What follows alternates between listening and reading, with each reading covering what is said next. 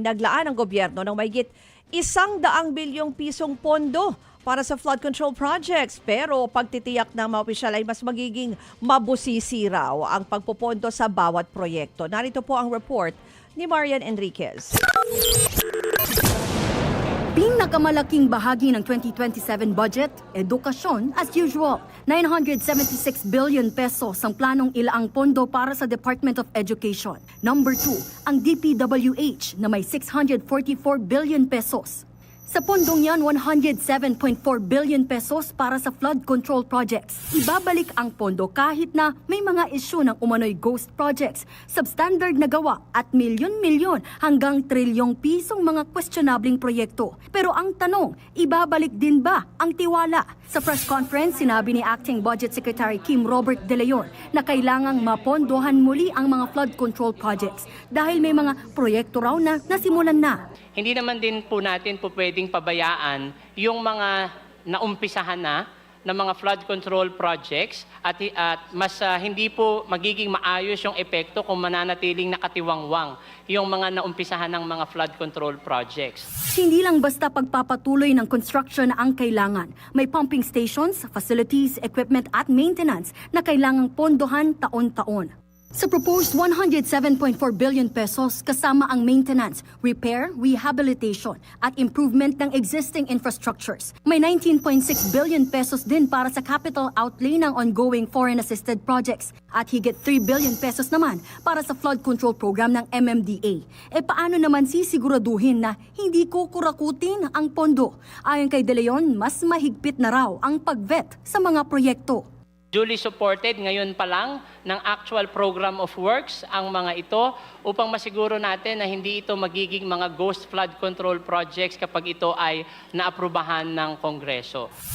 At hindi lang papel ang tinitignan, gagamit din daw ng teknolohiya kasama ang satellite data para ma-verify kung talagang naitayo ang mga proyekto. Samantala sa Kamara, may panibagong round ng vetting bago maisama ang mga proyekto sa final proposed budget. Ayon kay House Appropriations Committee Chairperson Mika Swansing, may mga provision na sa 2026 GAA para masiguro ang implementation at monitoring ng infrastructure projects. At malaking sandata rin daw ang Project NOAA na pondohan ng 1 bilyong piso ngayong 2026 para sa pag-update ng flood hazard mapping.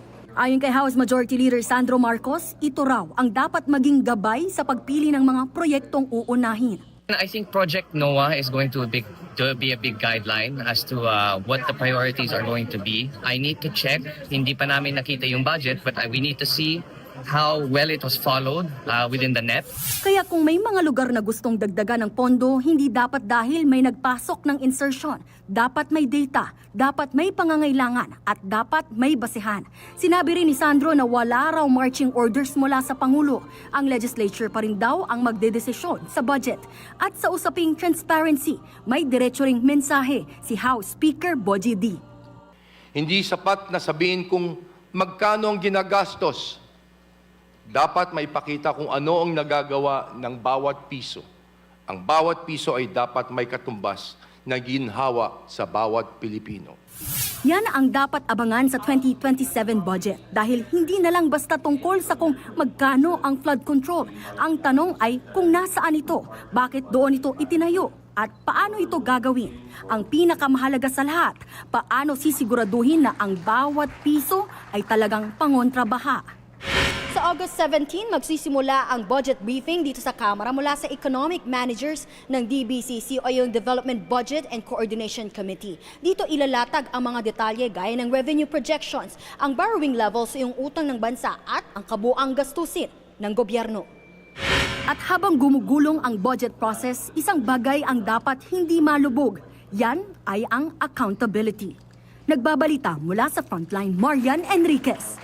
News 5. Mga kapatid, patuloy po kayong tumutok sa 105.9 True FM para sa totoong balita, impormasyon, music, and entertainment. Mag-subscribe sa aming YouTube channel at podcasts. At sundan nyo rin po kami sa Facebook, Instagram, X, TikTok sa True Network PH. Bisitahin din po ang aming website, truefm.ph, at panoorin kami sa True TV Signal Channel 19. Kami po ang 105.9 True FM. Laging true sa'yo, kapatid.